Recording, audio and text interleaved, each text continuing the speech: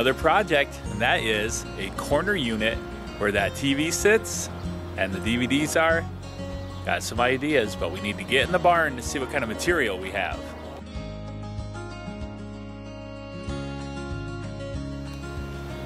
This is the area that we have to work on. You can see the TV is on kind of a rickety shelf full of DVDs and the DVD player.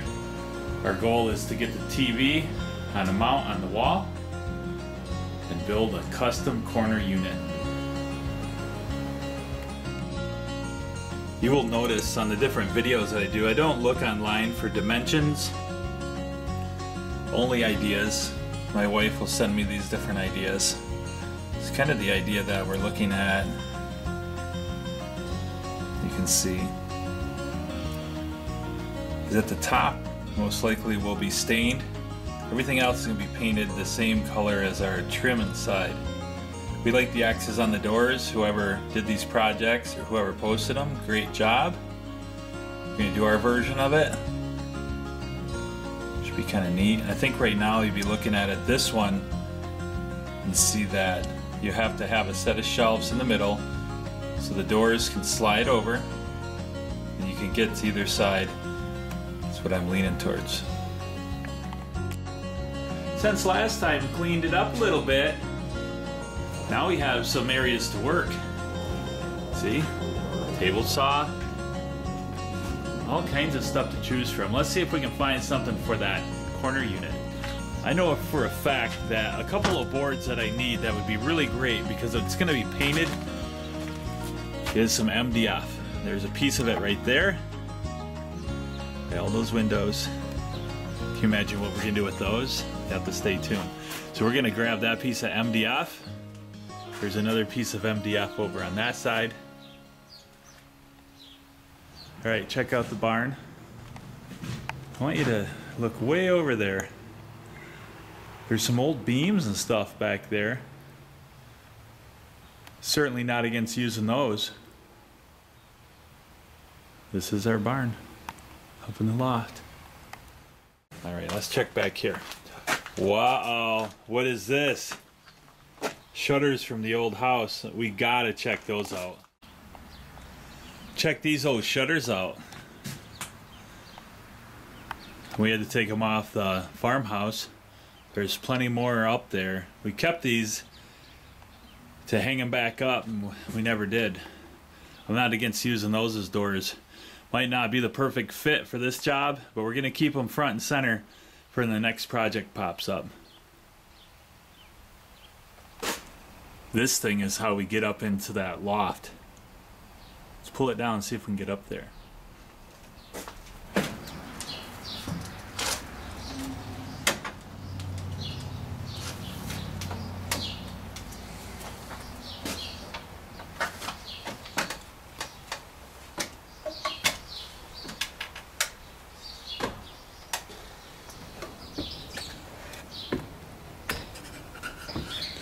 Never a good. Stop and just part way up the step. You can see there's some really nice boards. Most of them are used to not fall through the loft. Others are used by raccoons as a bathroom. There's got to be a couple of chunks of wood that we can use here, run through the planer, and turn it into a top for our corner unit. I'm going to flip this over. See what we're dealing with. Wow, that is a rough piece of wood. Hey ladies, have you seen any boards I could use for my project? Oh, maybe inside this building? So yeah, besides that cool barn, we have multiple outbuildings here. This one built post and beam as well. Maybe there's something in here. Here's some sweet boards. They're super thick. They're kind of busted up though. Probably not what we need, but I'll keep in mind if I need to, I'll take them off. It's the back of the play kitchen. Look at the floor in here. Man. Wait a minute. Let's dig those out. Those might work. Well, I dug these out. Might be just enough to pull it off. The next question is, are they all the same species wood? That's ideal. Let's get them in the workshop and see. Okay, so coming across here, you can see we're not quite wide enough. This one really nice piece needs to be 5 feet. It's definitely that. There might be enough here to do that. Let's go. Well, I made a sketch based off of those pictures that my wife sent to me, the link. And then I went over this with her. That's really important, everybody, is if you're going to build something, it's not always what the person building wants. It's what everybody likes.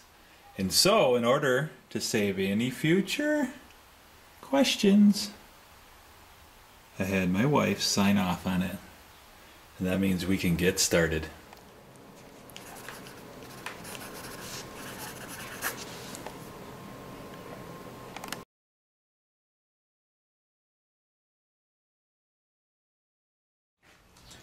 Next step with this old barn wood, same thing would apply to any wood that's rough sawn from the sawmill, is to pick the straightest side, put that against the fence of the table saw, and that's how you begin working the board to get straight edges.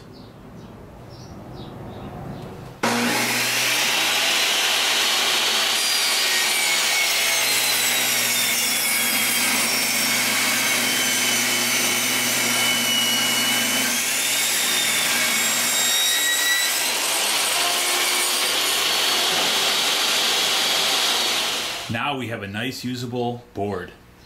Just going to do that to the rest of the pieces that we have and get ready to plane them.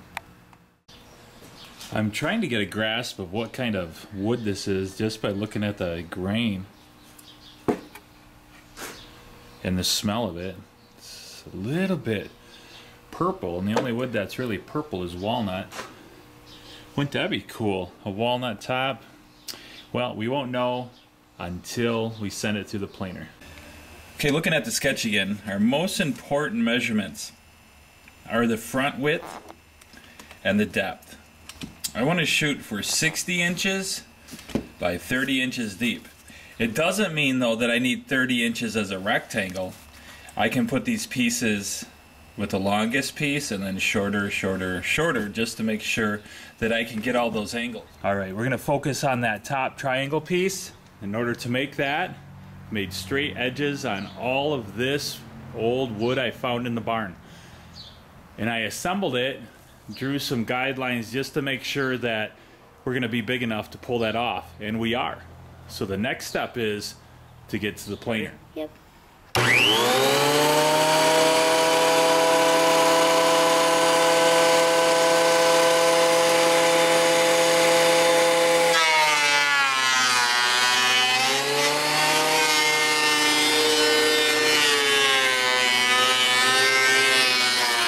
Well, we ran this wood through the planer, got it all to the same thickness, purposefully left the chatter marks and any rough sawn marks in it that we could. We'll sand it smooth when it's time, but it looks like this wood is walnut. What a find.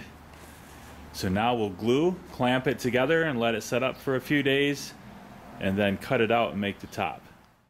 This is called a biscuit joiner. We'll use this to cut all of our biscuit holes on our boards. To apply the biscuits properly, we'll go through. They've made a series of marks with the pencil so that when I pull these apart, I know exactly where the biscuits are going to go. So everything holds together really nice.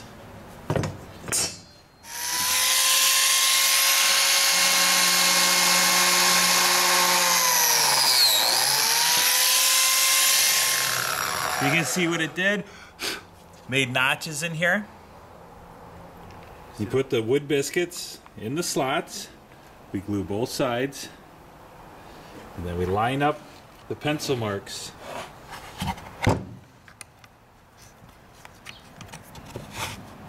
So everything lines up really nice. All right, we start adding clamps.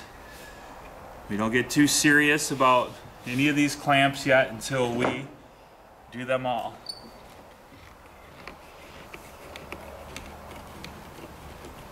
You tighten everything up and let the glue do its job. Everything's glued, biscuited, clamped, and I even put some weight on top of it to keep it flat on the surface. Now it's time to move on to the face and the doors.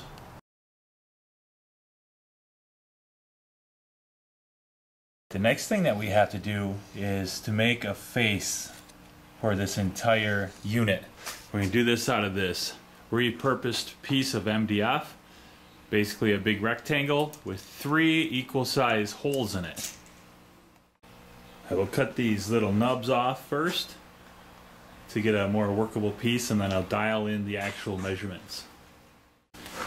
Our piece of MDF now is to the overall size that we need it. Now I will find the center and make 3 equal sized openings. I'm very happy that this piece has 2 factory edges, so I'll take all my measurements off those good straight edges. You can see I cut bevels on both ends of the board. Because this fits into a corner unit, those will fit flush against the wall. Now, I have drawn 3 equal size openings. We're going to have 2 doors, but 3 openings. And it'll make sense once you see it go together. Now I just have to figure out how to cut those out straight.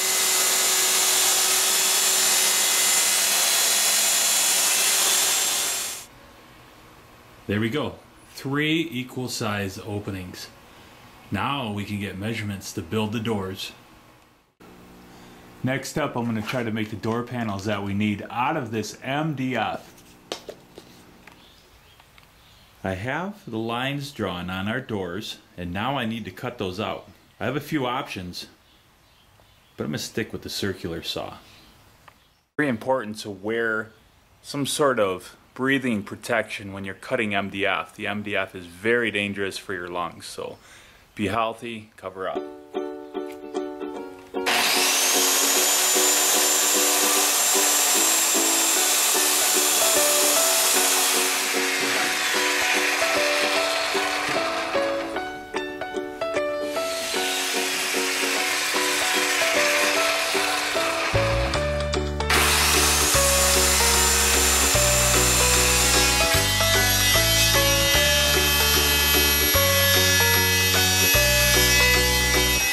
The opening, we'll route the back side, give us our rabbet joint, and then we'll put a panel in there. You'll see how that works in just a moment. I set this bit on the router and tested it on this piece. You see I'm using the fence from the table saw and a spacer to get that notch that we need on the back of the cabinet for the panel. Always want to try it out first because you know what direction to take the router. And you can see I made a little adjustment on the depth. We'll see how it fits on this board. So this is a 1/4 inch piece of MDF. Super straight, super strong. I want to see if the depth of my notch is where I want it to be. And as you can see, I want it to be almost flush, but a little bit out because of the length of the fasteners that I have to use. I don't want them to shoot through the front of the board. It looks like a go. Now the tricky part, to do the doors. Whew, wish me luck.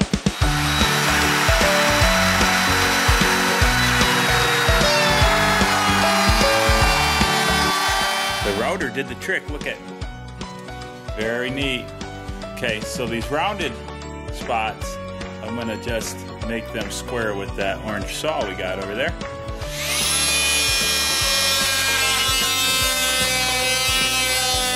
I'm going to take this 120 grit sandpaper, thanks to 3M, who sent me a nice bundle of it. And I'm going to hit these inside edges just to make sure that they're smooth, and then lightly round that edge over with the sandpaper.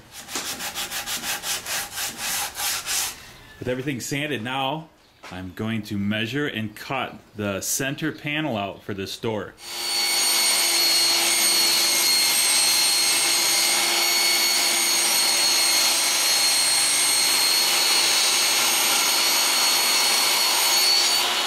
As I mentioned earlier, I did not look this up online or in a book how to make doors out of MDF. I just kind of wung it.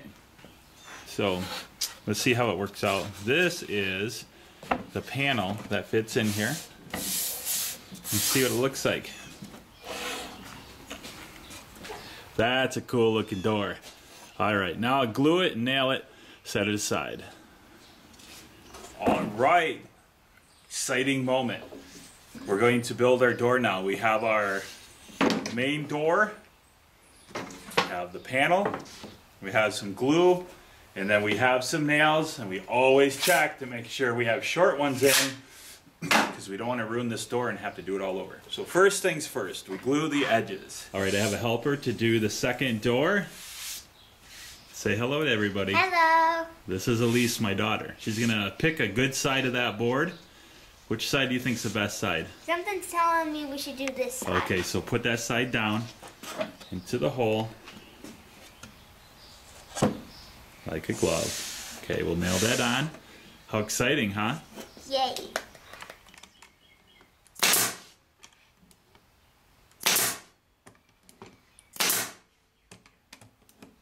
Okay, let's see what it looks like.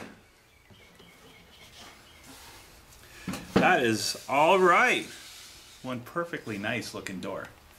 Okay. The doors are looking really nice, and now to give it a little bit of an accent, we're going to add the diagonal pieces, but we need to get them thinner so that it's the same thickness as this.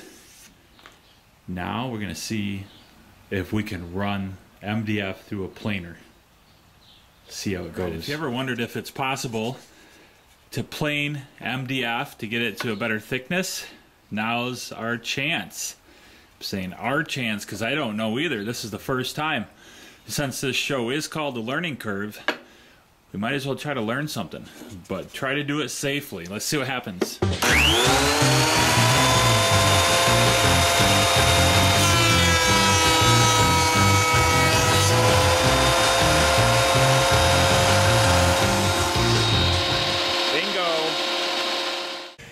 Well, I'm super excited that the boards went through the planer. MDF through a planer, I didn't know.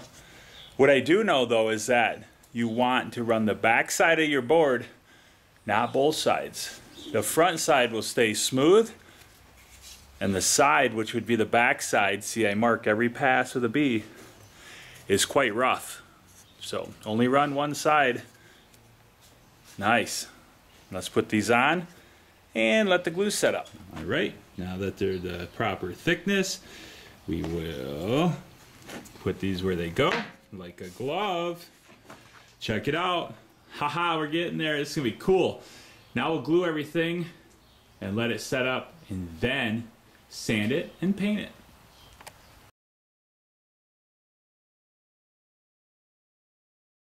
it. It's a couple days later. This walnut, see, we have it covered up because the birds like to sit up there on that beam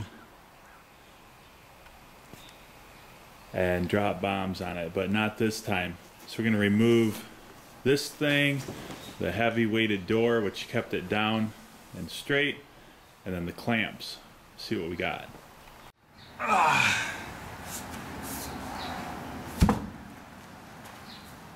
Peel off the clamps.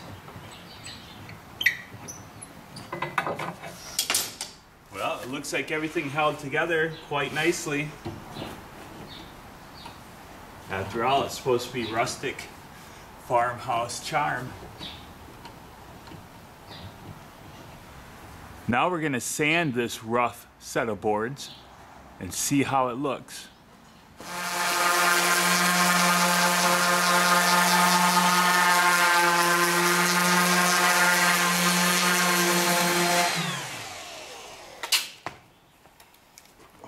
As you can see, I'm working this front edge with the sander, not a router, because old school stuff, old tables, old things built way back in the day that could be considered antiques, they didn't have routers with round over bits.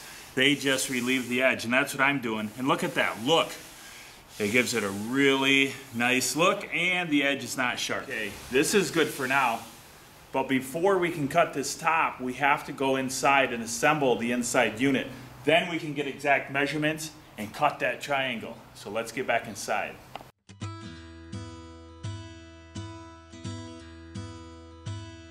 We take the face plate board and fit it into the corner.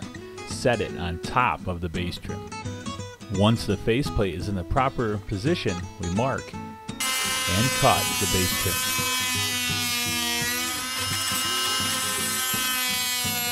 The notch that we've made is wide enough to accommodate for the angled board. Once the front face board is leveled, then we can transfer those level lines onto the wall and insert our supports for the top. With help from my daughters, we put in more support work for the face and the top. With all of our support boards in place, it was time to fit and fasten the front face plate. I will use trim screws to fasten the face and everything else together on this corner unit, and I was very thankful for my daughter's help. Why fight it? I put in extra supports for a bottom and then custom cut and fit the back panel. And then measured and custom cut the sides. I installed shelf support boards and then installed the shelves.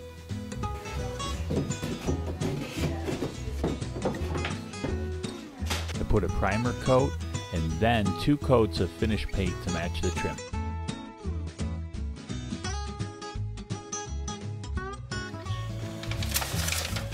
Everything else on this project, I did not follow any instructions. I just made it up as I went. When it comes to this hardware with the rolling wheels and everything, I'm actually going to follow their measurements so that these doors work properly on our corner unit. Thankfully, they're quite simple. 1, 2, 3, 4, only 4 steps. I can handle that. So I had to leave the farm and go to town. And I went to Menards. You can always bet that they have what we need. And so they actually do have a kit. They're numbered. Then on the wall they tell you need parts 1, 2. These are spacers. That's 3. This is the bar that goes on it. That's a number 2. So the different parts that you need. It'd be really cool to see them. They're about $35 each. 35. 70, $4, $15. So that part adds up. That's why we have to go to the barn to offset the price. This project couldn't get any more exciting. It's getting exciting again now because we get to put on the hardware. These go at specific spots. Gonna dress them up super nice. And I always look at the screws. See, it's a little dainty, fine threaded screw, and into MDF, I don't trust that.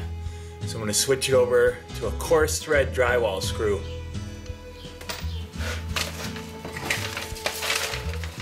And I'm gonna put a little construction adhesive behind each bracket just to make sure that it stays where it's supposed to stay.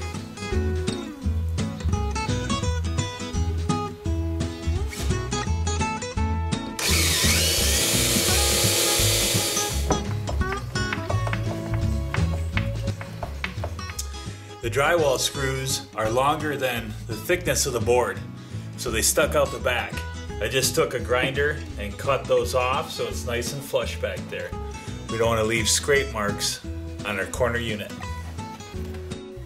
I mounted the sliding rod and then set on the doors. It was really starting to take shape. Now it was time to template the top.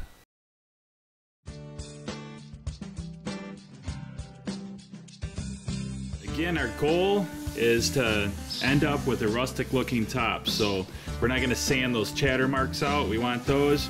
And there's a few spots that are a little bit funky because of the warped boards. But we're not going to sand those out. We like funky. Wait, you're telling me funky is cool? I'm telling you, funky can be way cool. Just like this. So if we have a little ripple in this board, that's going to be all right. We're going to keep that funky, and we're going to roll with it. Okay, just like any other set of instructions when doing polyurethane, start in an area that is less conspicuous. So I'll do a spot that's going to get cut off right here, and let's see what it looks like.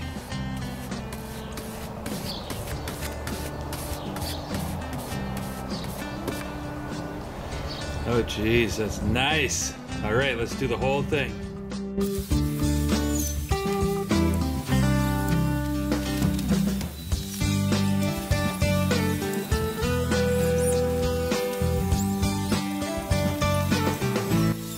Because we have one shot to get the walnut top perfect, I opted to make a template. Also, you never know if a corner unit is perfectly 90 degrees in that corner. So the template, we can dial it right in. Now we'll take it out and trace it onto the walnut top and make that cut. This walnut top is looking pretty good. It's got 3 coats of polyurethane on it. After we make this cut, we will hit it with some super fine sandpaper and then spray a top coat on it instead of brushing it. Next step, let's take the template and we are going to set it on the wood, and wow, it just fits on there. Wow, it just fits. Woo! Okay, now we'll put blue tape wherever the cut's gonna be, and we'll get to cutting this thing.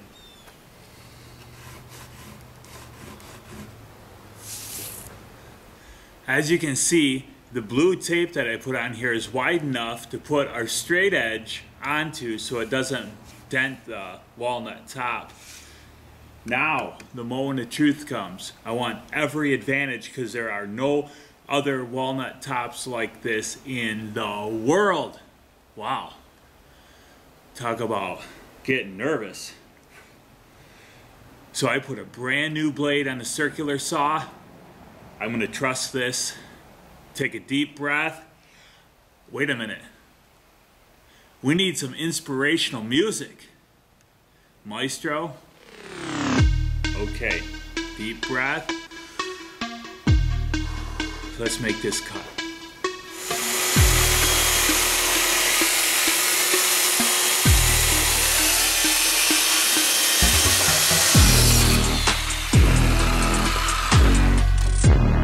We will want to save the walnut options for something else.